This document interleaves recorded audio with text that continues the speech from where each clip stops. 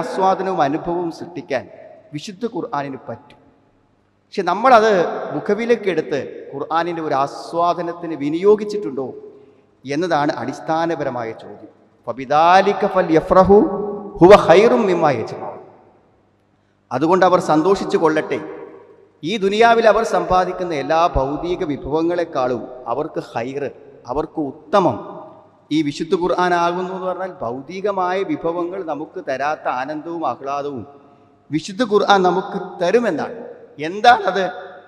വശിദ്ദത്തുർ റഗ്ബ ഫിൽ ഇൽമി വൽ ഈമാൻ തഫ്സീർ കാണും. അതായത് ഭയങ്കരമായ ആഗ്രഹം അറിയാൻ.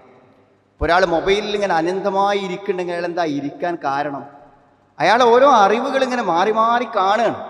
ഓരോ വാർത്തകളും അറിവുകളും വിവരങ്ങളും, അതിലുള്ള ഒരു ജിജ്ഞാസ, താല്പര്യം മണിക്കൂറുകൾ കടന്നു പോകുന്നത് അയാൾ അറിയണില്ല.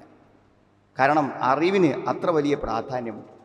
അള്ളാഹു നമുക്ക് തരുന്ന ഈ അറിവുകൾ 6000 ചില്ലാനം വചനങ്ങളുടെ 114 സൂറത്തുകളുള്ള ഈ ഒരു മഹത്തായ ഗ്രന്ഥത്തിൽ എന്തെല്ലാം അറിവുകളുണ്ട്.